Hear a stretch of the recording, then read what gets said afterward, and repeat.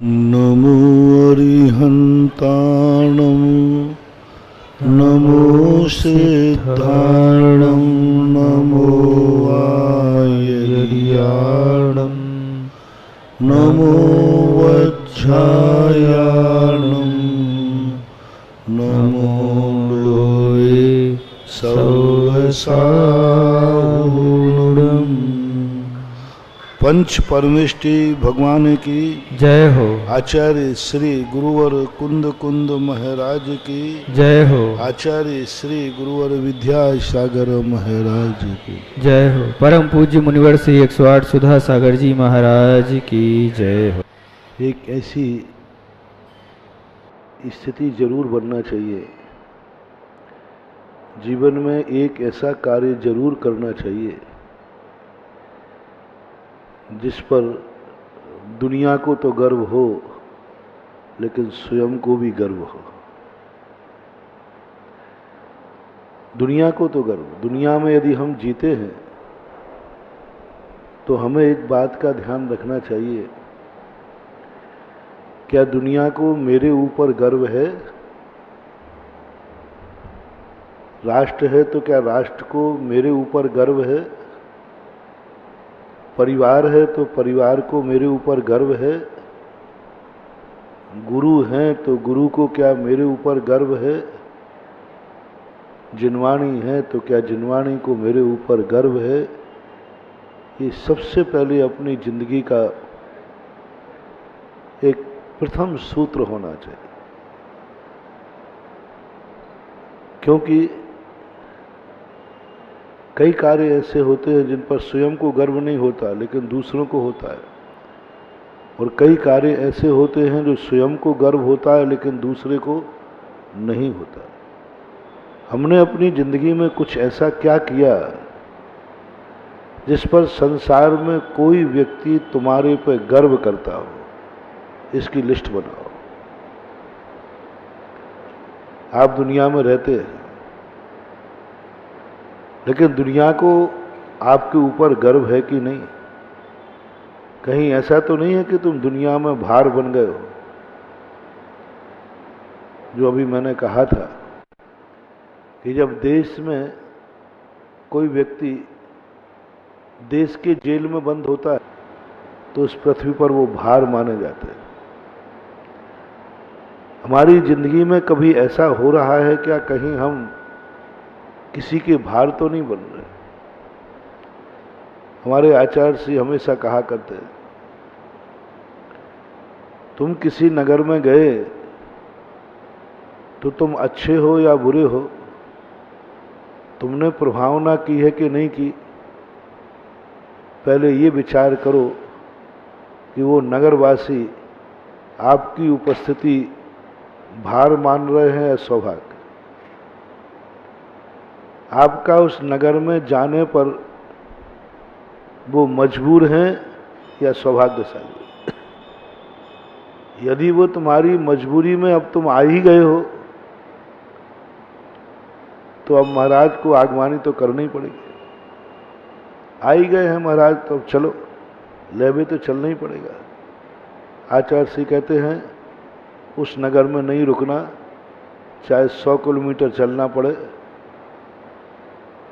जहां भार हो। चौका लगाया, अब महाराज जी आए हैं तो चौका तो लगाना ही पड़ेगा। आचार्य श्री कहते समाधि ले लेना, वहां आहार को नहीं उठना। बहुत बड़ी बात, क्योंकि वो आहार नहीं है, वो तो बहुत बड़ा तुम्हारा विनाश कर देगा, बहुत विनाश कर देगा, क्योंकि वो चौका लगा नहीं रहे हैं, लगाना पड़ रहा है। ऐसा भोजन, ऐसा अन्न तुम्हारी पूरी जिंदगी की तपस्या भस्म कर देगा। इसलिए हमारे आचार्य श्री के पास जितने लोग चौके लगाते हैं वे भार मान के नहीं लगाते। महीनों महीनों भी आहार नहीं होवे तो भी, अब केकड़ी का तुम बता दो, मैंने तो आचार्य श्री का बता दिया है? यदि मैं राजस्थान के लिए भार बन गया होता ना तो अभी तक तो मैं राजस्थान छोड़ दिया होता और आचार्य श्री भी छुड़ा लेते, बेटा आ जाए था। क्योंकि आचार्य श्री को भी मालूम है, मैं सोचता हूं कि आचार्य श्री मेरा प्रांत परिवर्तन क्यों नहीं करते। तो मुझे लग रहा है कि आचार्य श्री जान रहे हैं कि राजस्थान वाले मेरे चेले के बिहार से सौभाग्य मान रहे हैं, इसलिए बिहार। वो कहते हैं आचार्य श्री का नियम है, जहाँ के लोग तुम्हारी उपस्थिति सौभाग्य माने, वहाँ एक दिन के स्थान पर 2 दिन रुक जाना, 4 दिन रुक जाना, क्योंकि उनको आनंद हो रहा है। हालांकि राजस्थान में मुझे अभी तक तो शायद ही कहीं ऐसा मौका आया हो, मुझे पता नहीं, कि कहीं चौका लोगों ने भार मान के लगाया। केकड़ी में इतने बार आ गया, ऐसा तो नहीं कि अब महाराज जी अब आ ही जाते हो बार बार। हाँ, बहुत, यही तो आनंद है, यही आनंद है। साधु श्रावक को देखकर गौरव करे और श्रावक साधु को देखकर गौरव करे, बस इसी का नाम है परमानंद। सबसे बड़ी चीज जो कल मैंने कहा था, कहीं ये मंदिर भार तो नहीं बन रहे हैं। यदि मंदिर भार बन गया तो ये मंदिर तुम्हारी जिंदगी में बहुत खतरनाक है। यदि भार बन जाए तो भगवान को यहां से उठा दो, कोई दोष नहीं। भार मान करके मत पूजना। अब कौन पूजा करे? जहां गांव में जाता हूं वहां लोग बारी मान देते हैं। उन मंदिरों का अतिशय खत्म, सारी समाज दुखी रहती है। बारी मान रहे भगवान की सेवा के लिए, मैं क्यों करूं? आज तुम करो कल, और जिस दिन उसकी बारी आती है उसको ऐसे संकट आते हैं कि हे भगवान, वो फिर से रविवार आ गया, फिर से सोमवार आ गया, ये जल्दी जल्दी क्यों आ जाता है? मत बनाओ मंदिर, मत बनाओ मंदिर। मंदिर नहीं बनाने में इतना दोष नहीं है जितना मंदिर को भार मानने में दोष है। पूजा का नियम लेने में नहीं लेने में इतना दोष नहीं है, पूजा को भार मानने में महादोष है। नमोकार मंत्र की माला फेरने में इतना दोष नहीं है जितना कि नमोकार मंत्र, अभी वो नियम रखा है नमोकार मंत्र की माला फेरना है। महाराज जी माथे मड़ गए थे, अभी तो वो माला धरी है, माला धरी है, वो माला फेरना है। मुनि बन गया, और मुनि भार बन गया यदि, तो वो मुनि गया। मुनि नहीं बनने में कोई बाधा नहीं है, लेकिन मुनिपना यदि भार बन जाए, एक बार भी मुनि के मन में ये भाव आ जाए, इससे अच्छे तो हम घर में थे, सीधा दुर्गति है। हमारे आचार्य से आप लोगों को दीक्षा क्यों नहीं देते? एक बार आचार्य से पूछा, मैंने कि भाई ये ग्रस्त लोग भी आते महाराज, इनको दो। उन्होंने कहा नहीं, खतरा है, ये लोग घरों में सुखपूर्वक रहे हैं, मन का खाया है, मन का पहना है, मन के यहाँ वहाँ गए हैं, और समाज तो समाज ही है। यदि इनका पुण्य कमजोर हुआ और समाज की स्थिति प्रतिकूल हुई और इनके मन में एक बार भाव आ गया मैंने पीछे लेकर गलती की, तो सीधी दुर्गति है। मुनि नहीं बनने में दुर्गति नहीं है। रावण का दुर्गति कैसे हुई? रावण की दुर्गति हो नहीं सकती थी। इतना सा नियम भी यदि है, पूज्यवर नेमी चंद महाराज कहते हैं, थोड़ा सा भी कोई नियम है तुम्हारा तो नरक को त्रियंश गति नहीं हो सकती। और रावण का तो नियम बहुत बड़ा था कि मैं, जो स्त्री मुझे नहीं चाहेगी उसको मैं हठात बलात् कोई भी संबंध नहीं बनाऊंगा। इतना बड़ा नियम, ऐसा नियम लेने वाला व्यक्ति नरक जा ही नहीं सकता। बहुत बड़ा नियम है। और ऐसा नियम जिसने ले गया वो नियम से देव पर्याय में जाएगा, फिर चला क्यों गया? नियम तो पाला उसने, तोड़ा नहीं नियम। बस उसके अंत में क्या भाव आ गया, ओहो गलती हो गई, काश मैं ये नियम नहीं लेता तो अच्छा था, मेरी चूक गई। मैं समझता था कि मैं इतना सुंदर हूं, मैं इतना धनवान हूं, मैं इतना शक्तिशाली हूं, मुझे कोई स्त्री नकार ही नहीं सकती। उन्हें क्या मालूम, यदि मुझे मालूम होता कि एक नारी दुनिया में ऐसी है जो शक्ति सौंदर्य आदि को कोई परवाह नहीं करेगी, तो मैं ये नियम लेते ही नहीं। लेकिन अब ले लिया तो छत्री तो था ही, ले लिया, नियम नहीं तोड़ा, लेकिन भाव आते ही नियम टूट गया, नरक चला गया। उसी समय उसको नरक आयु का बंद हुआ, क्योंकि अब नियम तोड़ा नहीं लेकिन असाधना तो कर दी। ऐसे ही एक दूसरी कहानी आती है कि एक सेठ जी सामायिक में बैठे और दीपक जल रहा है, और उन्होंने नियम लिया कि ये दीपक जब तक जलता रहेगा तब तक सामायिक करूंगा। तो वो सामायिक कर रहे थे। उनकी पत्नी ने सोचा कि आज तो इनके सामायिक में बड़ा मन लग रहा है, तो उस दीपक में घी डालती गई, बड़ा सामायिक कर रहे। अब उनको बहुत जोर से प्यास लगी। अब नियम तोड़ा तो नहीं, लेकिन मन में भाव आ गया, ऐसा नियम मैं नहीं लेता तो मरण प्राप्त करके मेंढक हुए पानी में कुएं के। तो कोई भी नियम लेने के समय मैं सबसे कह रहा हूं कि नियम लेते समय लेने के बाद उसको भार मत मानना। भार मान लिया तो तुम्हारा सब कुछ खत्म, मजबूरी नहीं।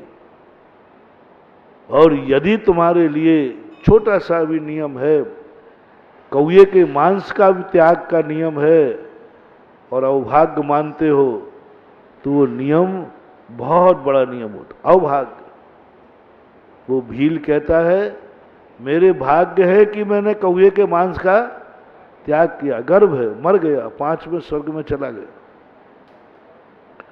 कोई भी क्रिया का सबसे पहले तो अपने पास जो कुछ भी क्रियाएं हैं उन पर तुम्हारे लिए देख लो, भार तो नहीं है। जो कल मैंने कहा था, तुम्हारी जिंदगी में उन सिटीजनों के लिए, सीनियर सिटीजनों के लिए, कि तुम्हें अपनी जिंदगी कभी भार महसूस हुई क्या? कभी ऐसा लगा कि ये कोई जिंदगी है क्या? लगा हो तो सावधान, तुम्हारी दुर्गति हो सकती है। कभी भी आप लोगों से मेरा कहना है,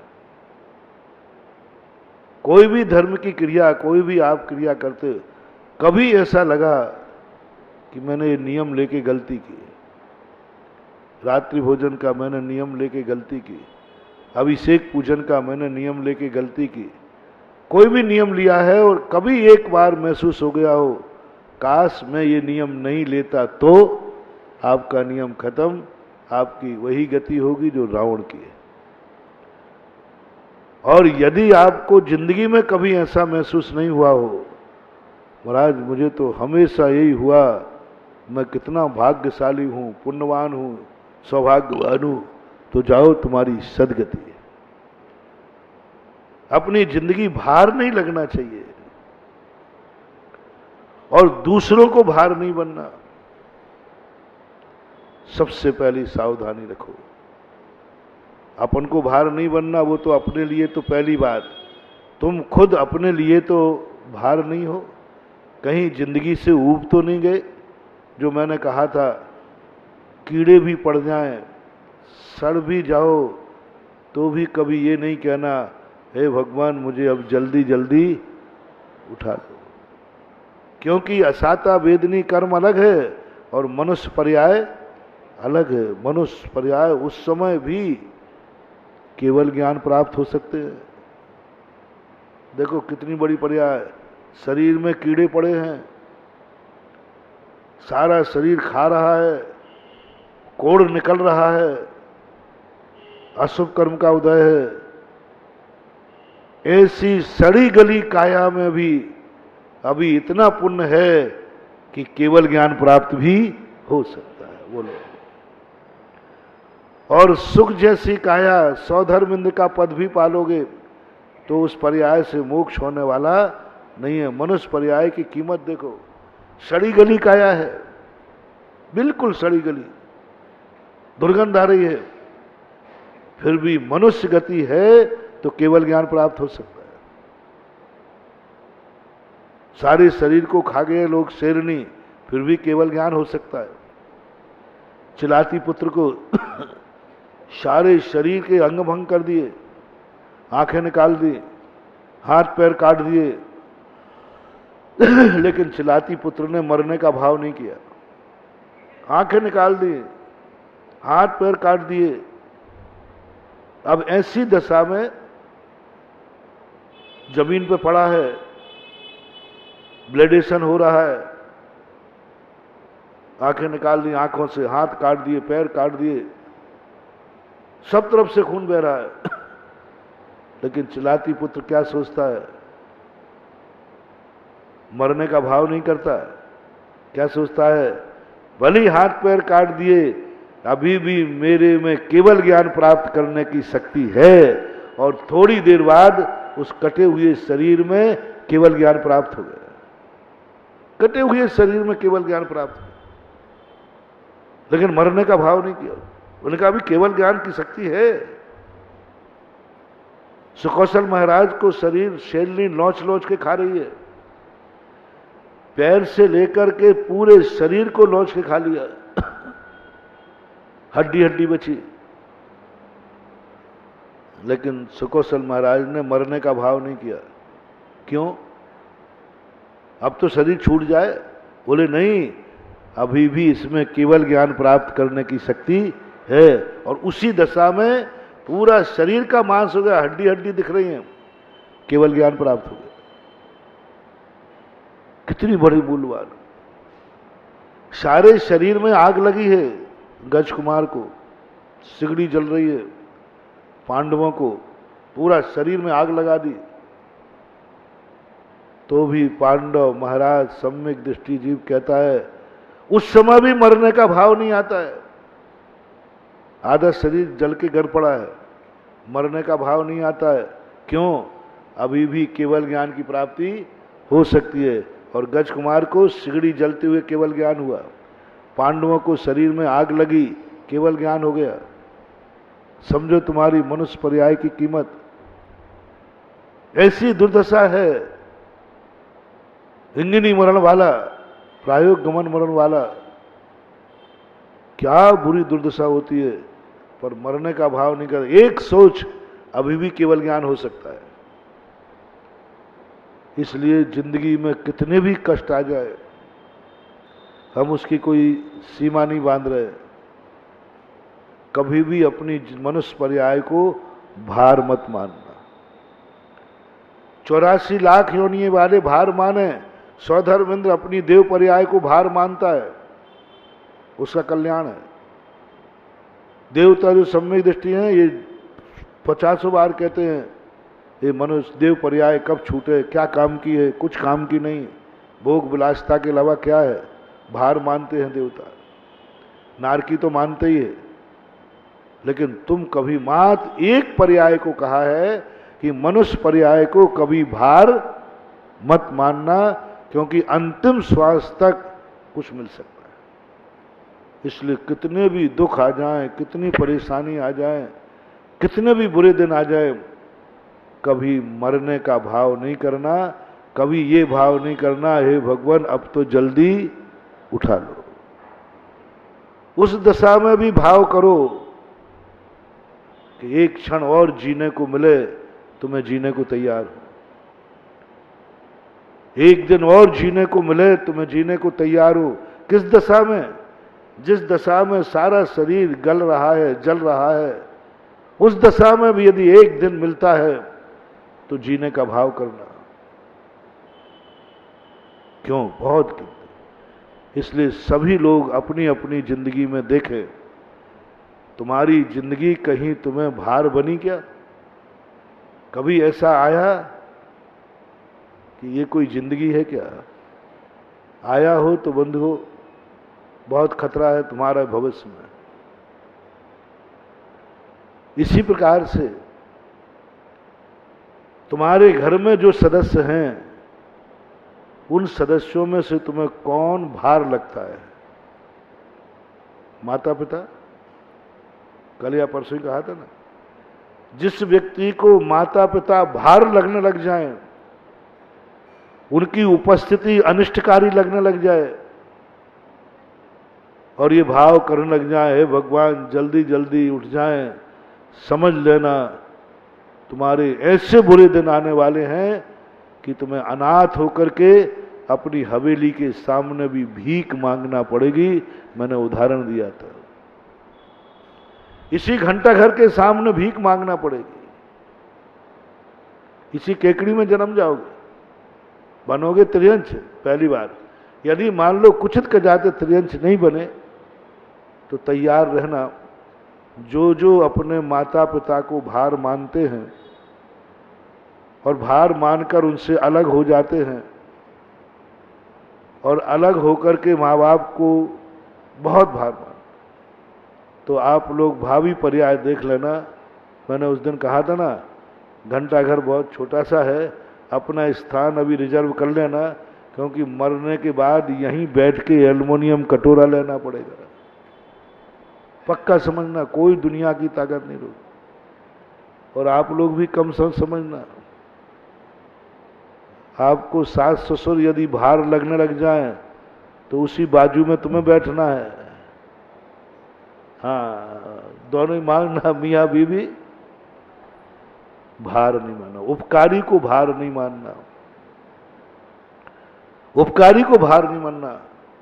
मैंने एक बार कहीं कहा था, माँ बाप यदि कामों में पड़े हैं, वृद्ध हो गए हैं, किसी काम के नहीं है, जैसा अभी मैंने कहा ना कि शरीर अब किसी काम का नहीं है, आधा जल चुका है, गल गया, सड़ गया, किसी काम का नहीं है, अब कोई काम का नहीं है, फिर भी अभी केवल ज्ञान हो सकता है। इसी प्रकार माता पिता अब किसी काम के नहीं, कोमा में पड़े। डॉक्टर ने कह दिया जिंदगी में कभी होश में नहीं आएंगे, मलमूत्र की भी उनको खबर नहीं है, तो भी अभी एक गुण उनमें है, एक गुण उनमें है कि उनका दर्शन आज भी मंगल बेटे के लिए मांगलिक है। आज भी मांग, कुछ नहीं कर रहे, कम से कम मंगल तो है। कहीं भी जाओ दुनिया में, घर के देवता का मुंह देख के जाओ। घर का देवता कौन है? माता। मुंह देख के जाओ, पैर छू के जाओ। पैर इसलिए नहीं छुआए जाते कि वो माता पिता हैं, पैर इसलिए छुआए जाते हैं कि उनके चरण मांगलिक हैं। माँ बाप का चेहरा देख के जाओ। कामा में पड़े हैं तो पड़े रहने दो, जाकर देख के जय जनन करके आ जाओ। उनको तो तुमसे कोई लाभ नहीं है, लेकिन तेरा अमंगल मंगल में बदल जाएगा, क्योंकि तू माँ बाप का चेहरा देख करके गया है। इसलिए कभी भार मत मानना, चाहे महिला हो, वो सास ससुर हो, चाहे तुम्हारे माता पिता हो, किसी भी हालत में भार नहीं। बस यदि तुमने ये नियम पालन कर लिया तो ऐसे कुल में पैदा हो गए कि कभी माँ बाप की अर्थी भी तेरे कंधे पर नहीं निकलेगी। माँ बाप की अर्थी, तीर्थंकर जितने होते, इन्होंने 10-10 भाव से बस यही नियम लिया है। परिणाम ये निकलता है, तीर्थंकर के कंधे पर माँ बाप की अर्थी नहीं निकलती, किसी की अर्थी नहीं निकलती। ऐसा पुण्य द्वारा, यानी तुम दीक्षा लोगे तब माँ बाप मरेंगे। तीर्थंकर जब तक दीक्षा नहीं लेंगे, माँ बाप भी नहीं मरेंगे। यमराज का प्रवेश वर्जित। तीर्थंकर गर्भ में आए और जितना पूरा कुटुंब है वहां बोर्ड लग जाता है, जो जो तीर्थंकर से संबंधित लोग हैं, कुटुंबी हैं, यमराज का प्रवेश वर्जित। अब मरेगा नहीं, वो मरेगा ही नहीं। दादा हैं तो वो दादा दादा रहेंगे, मरेंगे नहीं। लाखों करोड़ों वर्षों तक तीर्थंकर घर में रहे, माँ बाप नहीं मरेंगे। 83 लाख पूर्व तक ऋषभदेव घर में रहे। जब दीक्षा ली उस समय मरु देवी नाभि रहे जिंदा थे। कायदा से तो उनको तो निपट जाना चाहिए था ना, क्योंकि इतनी उम्र हो गई थी। नहीं, तीर्थंकर का पुण्य है। कितना बड़ा लाभ है। परिवार में और भी सदस्य हैं, निर्णय करो तुम्हें कौन सा सदस्य भार लग रहा है। निर्णय आपके ऊपर छोड़ दो। कोई सदस्य भार लग रहा है क्या? लग रहा है तो तुम सावधान, वह सदस्य, वह पद तुम्हें अगली बार नहीं मिलना। पत्नी भार लग रही हो तो तुम साधु नहीं बनोगे। अगले भव में, भवांतरों में तुम शादी को तड़पोगे, किसी से कुंडली मिलेगी ही नहीं। मछुआरन से भी नहीं मिलेगी, महाराष्ट्र वाले। हाँ, क्योंकि तुमने भार मान लिया। बेटा बहू भार लग रहे हैं, भाई यदि भार लग रहा है तो भाई नहीं, जो जो भार लगता है वो वस्तु तुम्हारे से छिन जाएगी। और धर्म की बात तो मैंने कही दिया। नियम यदि भार लग रहा है तो मलेच्छों में जन्म होगा जहां नियम ही नहीं मिलेगा।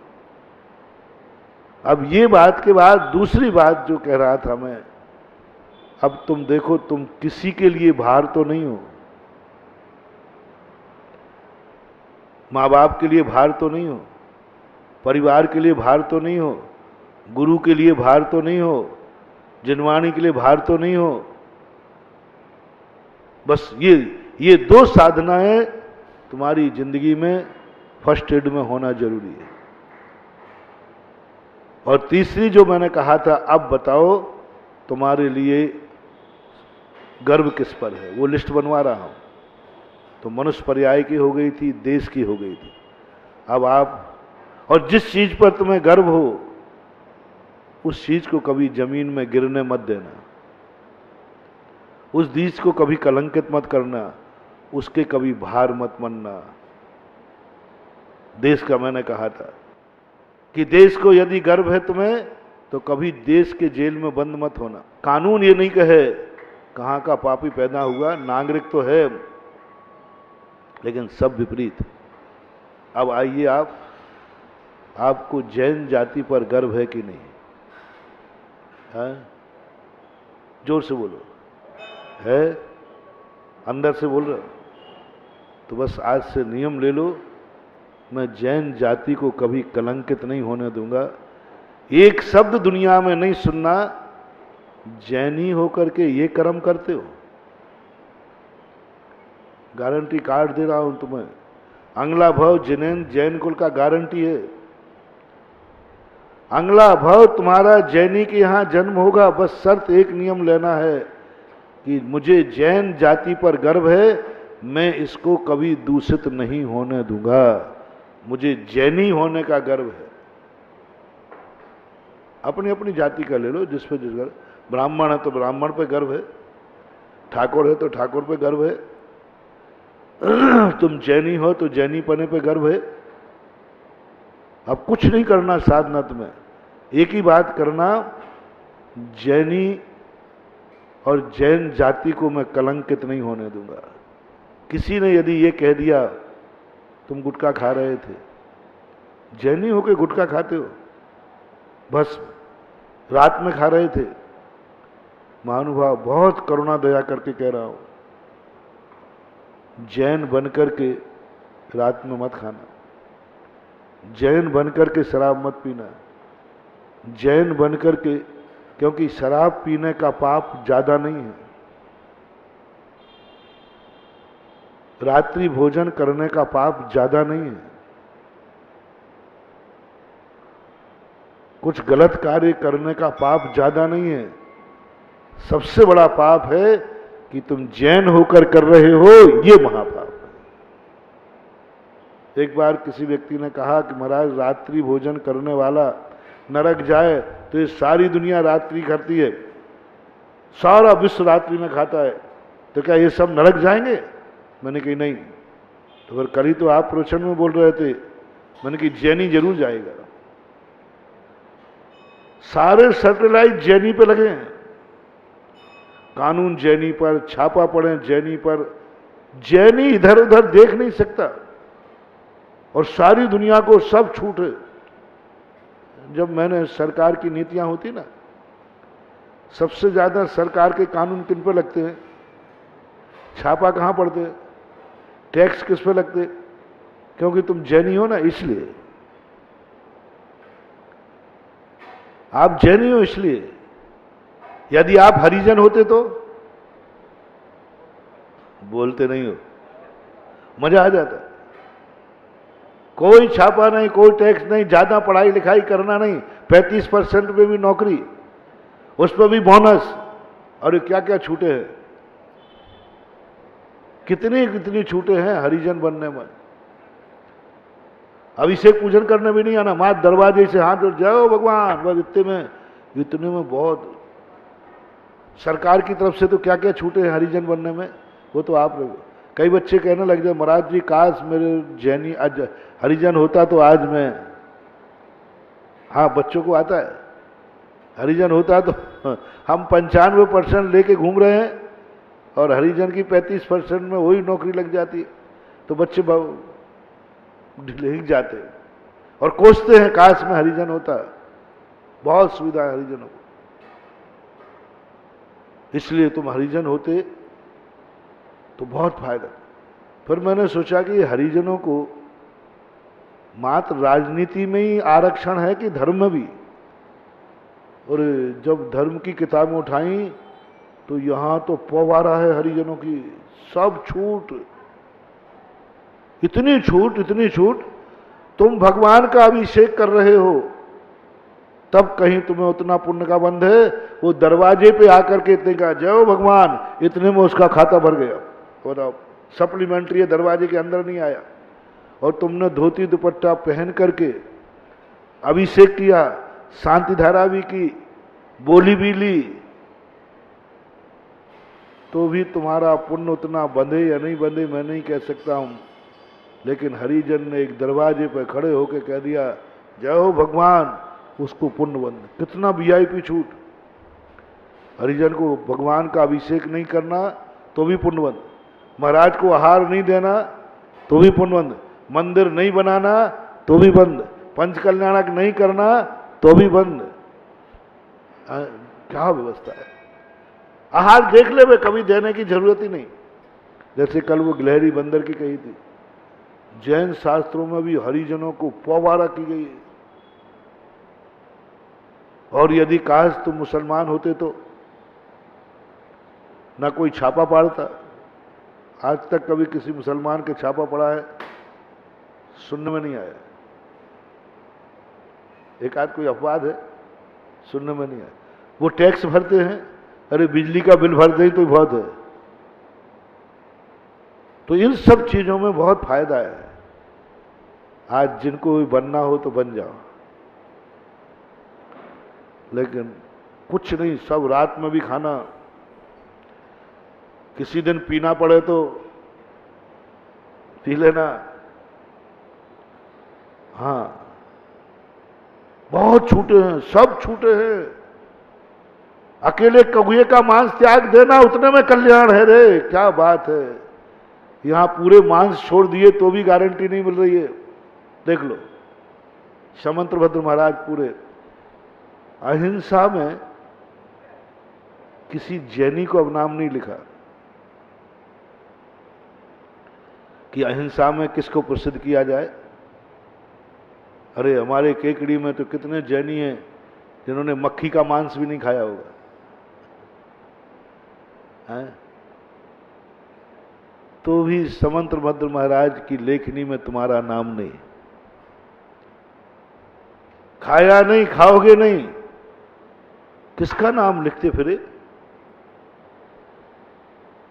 एक मातंग का जिसने मात्र कौए के मांस का त्याग किया, मात्र कौए के मांस, उसका नाम लिखते फिरे। पहले मैंने पढ़ा तो मैंने समझा कि ये समंतबद्ध भी शेड्यूल कास्ट ही होंगे।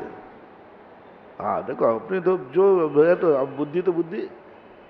एक कौवे के मांस पे नाम लिख रहे, एक मछली का त्याग कर दिया, उसकी कथा लिख दी, पूरी ग्रंथ लिख दिया। ओह, एक मछली त्याग कर दी, 100-200 पेज की कहानी लिख दी। एक मछली नहीं मारूंगा, यहां तो सब मक्खी मारी ही नहीं, हमारा नाम लिख दो। बोले नहीं लिखेंगे। अब बोलो क्या बात है, इतनी छूट है वहां। एक मछली छोड़ देना, शेष मछली की मनाही नहीं है, बस शर्त है धीवर बन जाना, मातंग बन जाना, चांडाल भील बन जाना, और मांस त्याग नहीं करना, कौवे का छोड़ देना। अब ये वीआईपी छूट नहीं है हरिजन को। कितना बड़ा आरक्षण कि कोई जरूरी नहीं सब मांस छोड़ो, कौवे का छोड़ दो चल जाए। जैसे आज सरकार में कहते हैं हम, तुम्हें कुछ नहीं करना, परीक्षा देना है बस। लिखूंगा और कुछ नहीं, तू परीक्षा तो दे। क्योंकि आज कानून ऐसा बन गया कि इतनी सीटें हरिजन की हैं, वो उनको भरना ही है। एक स्थान पर एक मास्टर ने कहा कि महाराज कई बार तो हम इनकी कॉपी स्वयं ही लिखते हैं, क्योंकि इतने हरिजन चाहिए तो चाहिए, वे नहीं लिखे तो हमें ही लिखना पड़ता है, नहीं तो हमारी नौकरी खतरे में। इंटरव्यू और शास्त्रों में भी यही भरा पड़ा है, सब हरिजनों को, शेड्यूल कास्ट को, सब के लिए थोड़े थोड़े से नियमों पर उनको पास कर दिया। बोले जाओ तुम्हारा कल्याण हो जाएगा। कहने अब किसको दोष दोगे?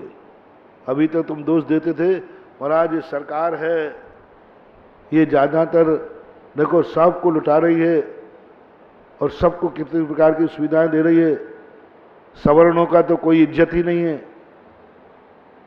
उनकी गलती नहीं है, मैंने देख लिया तुम्हारे शास्त्रों में भी यही हाल है, शास्त्रों में भी यही हाल है, जितनी कहानी पढ़ी हमने सब यही हाल है, खूब छूट है। अब बोलो, अब मैं इसलिए कह रहा हूं कि शायद एक आज जैनी को हरिजन बनने का भाव आ जाए। जो अभिषेक पूजन नहीं करते हैं उनसे कह रहा हूं मत करो, नहीं करना पड़ेगा।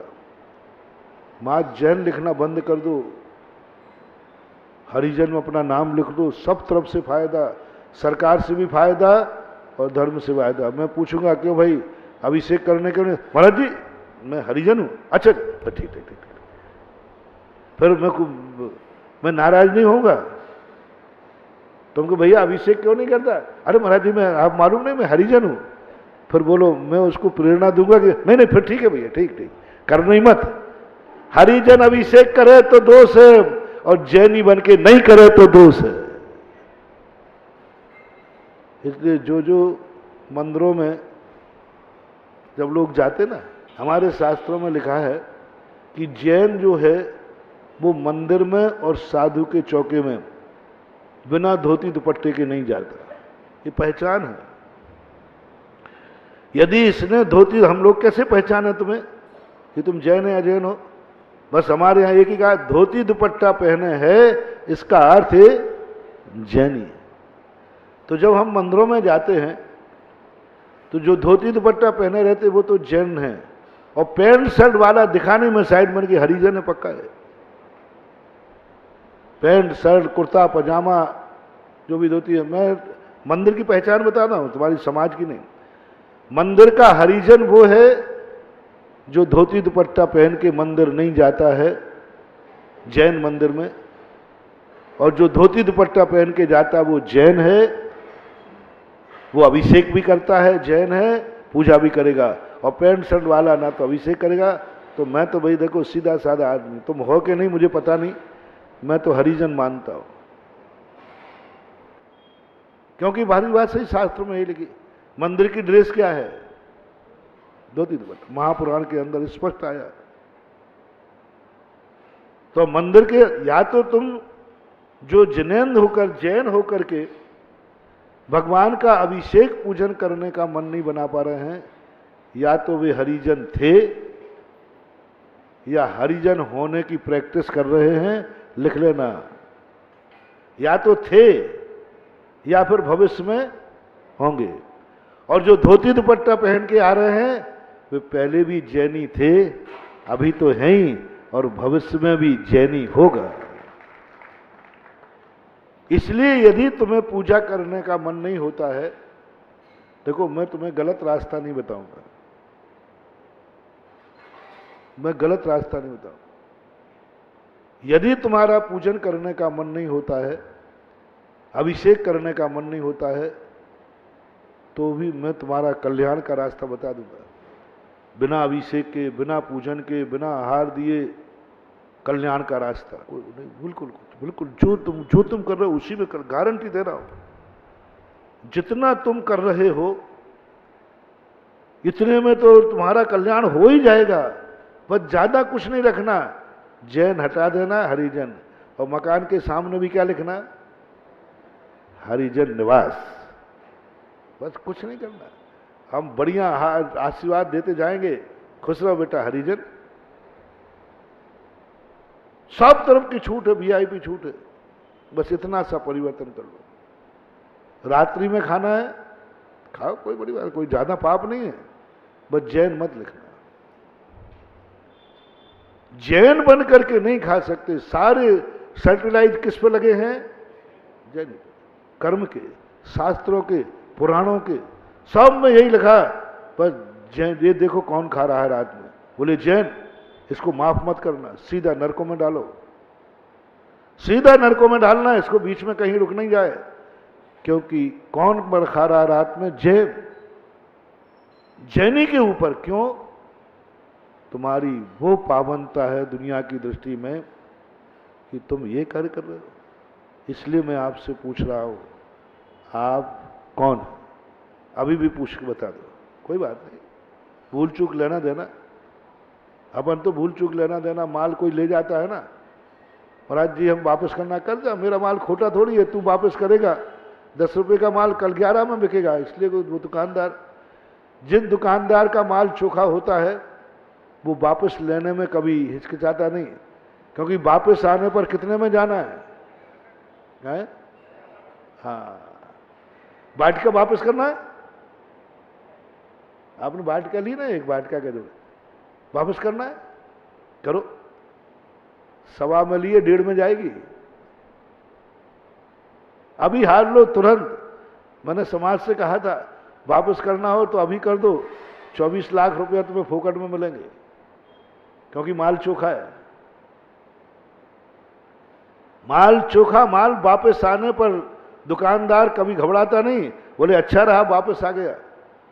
और मेरे साथ तो यही होता है। जब जब ये दान बोलते ना, 24 वगैरह मंदिरों, तीर्थ क्षेत्रों की, मैं एक ही माला फेरता रहता हूँ, हे भगवान कोई एक आध वापस आ जाए, एक आध नाम वापस ले ले वे, क्योंकि हमारे दूसरे भक्त लाइन में खड़े हैं। सब जगह मैं कमेटी से सांगानेर, नारेली, आमा, सब में ये कहा कि भाई कोई व्यक्ति को थोड़ा भड़काओ कि दान वापस ले ले वे, नाम वापस ले ले वे 24 का। उससे कहो कि 24 में कोई पुण्य मुण्य नहीं है, बड़ा उड़का, वो छोड़े तो सही। एक नारेली में छोड़ा, 11 लाख रुपए का मंदिर था, और एक भगत आया, बोले महाराज जी मेरा मन नारेली मंदिर बनाने का है, और हमारा प्यारा भक्त था। मैंने कहा बेटा है ही नहीं, तू लेट क्यों हो गया? बोले महाराज जी कोई उपाय करो, कोई उपाय करो। मैंने कहा भाई मैं किसको करूं, सबके हो चुके हैं। पर महाराज मैं कुछ नहीं जानता, मैं तो बस मंदिर बनना है तो बनना चाहिए। अब मैंने कहा कि हे भगवान क्या करूं?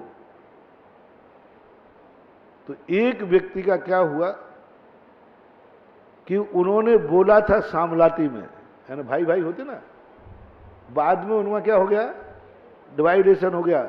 तो वो लड़ रहे थे कि हम दे तुम दे, थोड़ा सा मुझे सुराग पड़ा, मैंने कमेटी मन से कहो काय को झगड़े में पड़े हो, ये देवे वो देवे, छोड़।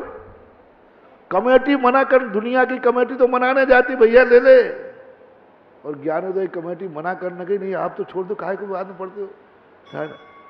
और बाद में वो मंदिर 51 लाख रुपए में गया। अब ऐसा माल जिस दुकान पे हो, बोलो वो वापसी जल्दी कर लेगा कि देर में? वापस नहीं हुआ तो 11 मिलना। अभी आमा में हुआ, नंदीश्वर द्वीप 2.5 लाख रुपए का नंदीश्वर द्वीप था, मंदिर होता ना बहुत पहले, अब बन रहा था। अब लोग लाइन लगाए, महाराज जी हमें कुछ मंदिर बनाओ यहाँ ज्ञान आमा में। मैंने कि भैया यहाँ कुछ है ही नहीं, यहाँ तो 10 साल पहले ही हो गया। अब वो करते करते भाव तो सबके होते, मैंने कि माला फेर, ऐसा माला फेर कि किसी का दिमाग बिगड़ जाए। 1-2.5 लाख का मंदिर कैंसिल हुआ, उधर कैंसिल हुआ ऑनलाइन पर, वो कैंसिल नहीं हुआ, उसने कोई दूसरा बड़ा मंदिर ले लिया और तुरंत वो मंदिर 11 लाख रुपए में चला, 2.5 का। इसलिए मेरे प्यारे दानियों, कोई माल तुमने ले लिया हो तो वापसी की हमारी दुकान पे छूट है, जब चाहो तब वापस कर जाना कि महाराज जी क्योंकि मुझे मालूम है कि मेरा माल कभी खोटा होता ही नहीं है। वो ही डरते हैं जिनका माल खोटा था, बड़ी मुश्किल में टिका पाए थे, अब वापस आए तो कौन करेगा।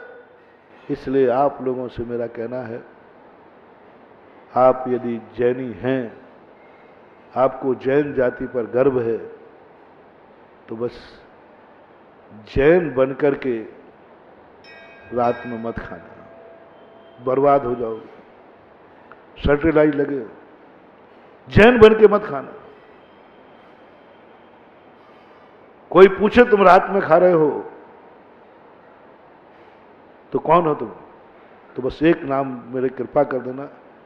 यदि छोड़ दो तो अच्छी बात है, नहीं छोड़ो तो मैं बहुत अच्छी तरह से तुमसे रिक्वेस्ट कर रहा हूं, कोई पूछे तुम कौन हो तो तुम अपने आप को जैन मत बोलना। एक ठीक करो, देखो हमने कितनी दया कर रहा हूं, रात्रि भोजन की मना तो नहीं कर रहा, महाराज मैं तो खाऊंगा, खा लेना कोई बात, बस जैन मत बोलना। इतनी कृपा यदि तुम्हारी हो जाए तो तुम रात्रि भोजन करते हुए भी दुर्गति के पात्र नहीं बनोगे, क्योंकि तुमने भली रात में खाया लेकिन तुमने जैन जाति को बचा लिया कि मैं जैन नहीं हूं। और जो जैन होकर के खा रहा है, रात्रि भोजन का पाप तो कम है, उसने पूरी जैन जाति को बर्बाद कर दिया। जैन होकर मत खाना।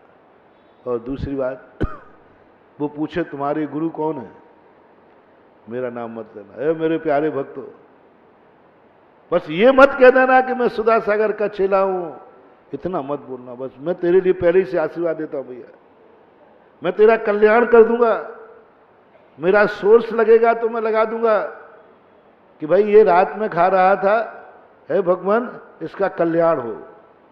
रात्रि भोजन करने वाले के कल्याण के लिए मैं माला फेर दूंगा। बस तू एक कृपा कर दे, रात्रि भोजन करने वाला यदि गुरु का नाम पूछे तो मेरा नाम मत लेना बस। क्योंकि यदि किसी ने ये कह दिया सुधा सागर का चेला और रात में खा रहा था, तो तुम्हारी दुर्गति नहीं हुई, तुमने गुरु के नाम को भी धूल में मिला दिया। ये पाप रात्रि भोजन करने के पाप से भी ज्यादा बड़ा पाप है, बहुत बड़ा पाप है। मान मैं शिवरार्थियों से हमेशा कहता हूं 10 लाख क्षण पर मैं कि यदि तू नियम में दे रहा हूं, ये नियम तुमसे नहीं पले तो बस एक कृपा करना, कभी ये मत बोलना कि मैं शिविर में भर्ती हुआ था। कम से कम शिविर को बदनाम मत करना। तुझे जो होना है तो हो दो, स्वयं भ्रष्ट होना है हो जाओ, लेकिन जाति को बदनाम मत करना। देखो कितना अनर्थ हुआ। अंग्रेजों के समय पर अंग्रेज लोग दिन अस्त होने के 1 घंटे पहले सभी जैनियों को छुट्टी देते थे, क्योंकि जैनी रात में नियम ही था अंग्रेजों के समय। जो अंग्रेजों के समय थे वो लोग हमें बताते हैं नियम था कि 1 घंटे, क्योंकि जैनी रात में नहीं खाएगा, अंग्रेज लोग। एक दिन की घटना है कि छुट्टी मिली और उसने कहा ऑफिसर ने, क्यों आप क्यों नहीं जा रहे हो, आप क्यों नहीं जा रहे हो, शाम को रात हो जाएगी। उसने इतना कह दिया, नहीं साहब हमें तो चलता है, मेरा त्याग नहीं है। बोले कौन हो तुम? बोले महाराज सर हूं तो जैनी। जैनी को रात्रि में चलता है? हाँ साहब चलता है। उसी दिन से अंग्रेजों ने फरमान जारी कर दिया, ये जैनी सब बदमाश हैं, 1 घंटे की छुट्टी लेते हैं, इनको तो चलता है। जैनी खुद कह रहा है कि हमें तो चलता है। उसी दिन से 1 घंटे की छुट्टी बंद हो गई। अब बोलो, एक व्यक्ति ने कितनों की हानि कर दी? एक व्यक्ति, ओनली एक व्यक्ति ने हानि की है। जो रात में नहीं खाते थे उनकी आपद कुछ नहीं, बहुत एप्लीकेशन हुई, बहुत फरियाद हुई, कोर्ट केस भी गए, लेकिन एक ही बात वहां पर हुआ, जैनी को चलता है, इसने कहा है। ये कह रहा मुझे चलता है। बात इतनी सी थी, 1 घंटे छुट्टी देते थे, पुनः आना पड़ता। तो उसने कहा साहब मैं पुनः नहीं आ पाऊंगा, मैं तो अभी रहूंगा। भोजन कब करेगा? बोले हमें रात्रि में चलता है। उस दिन से छुट्टी खत्म हो गई।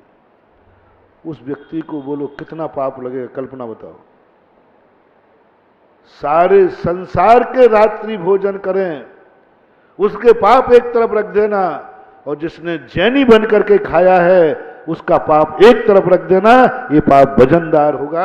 आज लाखों करोड़ों लोगों को जब से शाम की छुट्टी मिलना बंद हो गया, चलता है ना।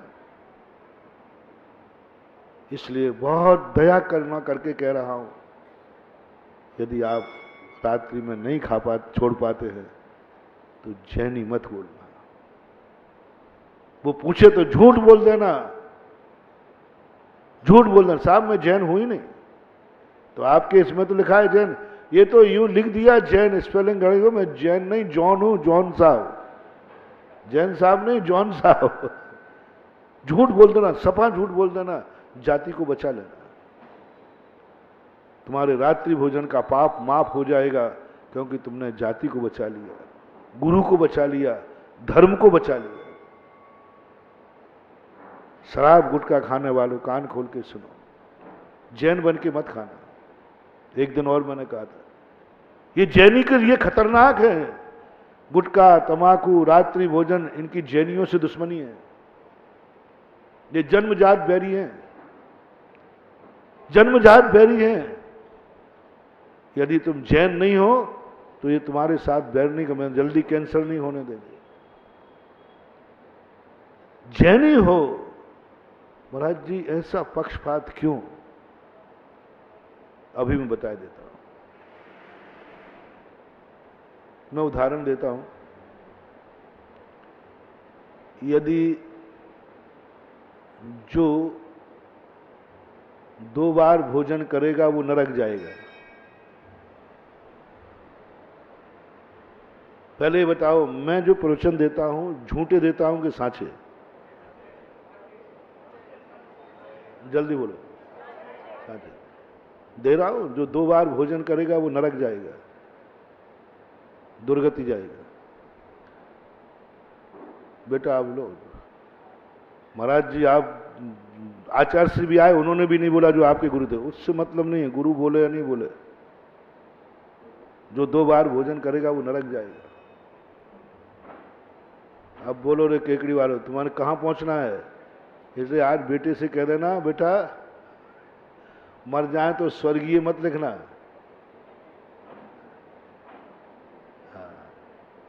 2 बार भोजन करे नरक जावे, 2 बार पानी पीवे नरक जावे। शास्त्र में लिखा है, गारंटी दे रहा हूं, झूठ नहीं बोल रहा हूं, चंद्रप्रभु भगवान की दरवाजे में बोल रहा हूं। 2 बार भोजन करे नरक जावे। आगे मत पूछना, प्रवचन खत्म करूं? हाँ, क्या है जैन दर्शन देखो। जिनवाणी कहती है अभी कुछ नहीं हुआ, पहले महाराज जी पूछो कौन? अरे कौन से क्या मतलब है? हे कोई बात की बात है क्या? कौन है, किससे क्या लेना देना? 2 बार खाएगा नरक जाएगा। यदि यही फैसला कर दिया जाए तो बोलो क्या होगा? जिनवाणी तुरंत कहती है, कौन है वो? बोले, मुनि महाराज। अब आपकी राय क्या है? थोड़ा जोर से बोल ना। मुनि महाराज 2 बार खावे तो, थोड़ा जोर से बोलना पीछे वालों। हाँ, और देवी आप लोग और बोल दो। अरे मुनियों के प्रति तो आप लोग ऐसे दुश्मन बन के बैठे हो, नरक सीधा। महाराज कोई माफ नहीं, भाव भी कर लिया तो ध्यान रखना महाराज। अब बोलो, कहां जाएगा साधु? जोर से बोलो। और श्रावक, जल्दी बोल दो ना। 3 बार भी खावे तो बोलो, बोलो, जल्दी बोलते जाओ, बोलते जाओ। हाँ महाराज चलो, 4थी बार भी चलेगा। अरे दिन भर भी खावे तो चलेगा, यही ना? बोलो जल्दी बोलो। बदमाश कहीं के। मेरी बारी आई तो महाराज जी ध्यान रखना, नरक जाओगे, और अपनी बारी आई तो कोई गिनती नहीं। अच्छा ये बता दो, श्रावक कितने बार खाए तो नरक जाए? कितने बार खाए तो नरक जाए? कोई सीमा नहीं। 4 बार खाए, बीच में ब्याई जी आ जाए तो 5वीं बार भी चले। बोलो, क्रिया एक है कि अलग अलग? शुद्ध भोजन, दिन का भोजन, क्रिया एक ही है कि नहीं? लेकिन क्या बदल गया? पद बदल गया। क्रिया एक ही है, भोजन एक ही है, सब कुछ एक ही है, शुद्ध भोजन है। लेकिन ये कौन है? इतने मात्र से कितना अंतर आ गया। श्रावक ने 2 बार खा लिया, 4 बार खा लिया तो जरूरी नहीं कि वो नरक जाए। मुनि भाव भी करेगा तो दुर्गति है। पात्र की भूमिका देखो कितनी है, क्रिया एक ही है। ये दीप पूजन कराते हो, कोई नया बाहर का व्यक्ति आ जाए तो हमें दीप, एक आध बार मेरे से कराओ ना। मेरे से मुख्य अतिथि, मेरे से बड़ा कौन बताओ? एक भी दिन नहीं कराया, पूरे महीना 1.5 महीना तो हो गया। अरे अभी तो आजकल केकड़ी वालों की फौवारा चल रही है।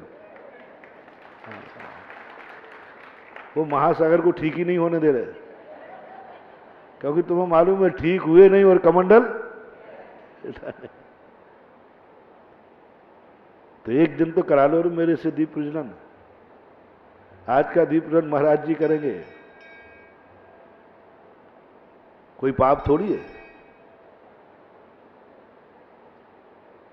या तो बोलो दीप प्रज्वलन करना पाप है कि पुण्य है? पुण्य है तो फिर मैं मुझसे कर और पाप है तो तुम मत करना। क्या है जैन दर्शन? देखो क्या बड़ी बात। मुनिराज यदि कर देंगे ना बेटा, तो मुनिराज की तो दुर्गति है ही, जो करवाएगा उसकी दुर्गति, और अमंगल होगा, मंगल नहीं होगा। और श्रावक करेगा तो कार्यक्रम का भी मंगल है, और करने वाले का तो मंगल मंगल है ही। अभिषेक के लिए पानी भरना पाप है कि पुण्य? और महाराज जी भरे क्यों? पीने के लिए नहीं भर रहा हूं, पक्का है। भगवान के अभिषेक के लिए यदि कोई मुनिराज पानी भरे, कुएं से पानी खींचे, अब पीने के लिए नहीं, वो तो पक्का है। अभिषेक के लिए तो मुनिराज का गुण स्थान रहेगा कि गिर जाएगा? और श्रावक भरे तो इन सब चीजों को जब चिंतन करता हूं, एक उछलता है आनंद। कैसा है जैन दर्शन? वही शुभ क्रिया ग्रस्त करे तो उसका सम्यक तो वर्धनी क्रिया, और मुनि करे तो सम्यक का नाश है। भगवान का अभिषेक की क्रिया है, दीप प्रज्वलन की क्रिया है। तो अब बताओ, दोनों 1 मिनट में पूछ करके आगे बढ़ता हूं, दोनों के अलग अलग नियम बनाऊं कि एक सही? पक्का? सबकी राय? अब आ जाओ बेटा लाइन पे। तुम हमें निपटाओगे तो मैं तुम्हें निपटाए बिना रहूंगा नहीं। जैसा मुनिराज में और श्रावक में अंतर है, मुनिराज 2 बार खाने का भाव करे तो दुर्गति है, श्रावक 3 बार खा ले तो कोई बात नहीं है। ऐसा ही जैनी रात में खाने का भाव करे तो दुर्गति है, अजैन खा ले रात में तो कोई बात नहीं है। हाँ, अब आ जाओ बेटा लाइन पर, ऊंट पहाड़ के नीचे आ जाओ। सारी दुनिया तो रात में खा रही है महाराज, तो सारी दुनिया तो 2 बार खा रही है ना, सारी दुनिया 2 बार खा रही है नहीं, तो महाराज को खाने में क्या बात है? सारी दुनिया खा रही है। 2 बार खाने से नरक हो जाए तो सारी दुनिया को नरक हो जाए? नहीं महाराज, ऐसे जैन और अजैन में, एक जैन रात में खा रहा है, कोई ताकत नहीं बचा सकती, उसकी नरक गति निश्चित है, दुर्गति होगी ही होगी।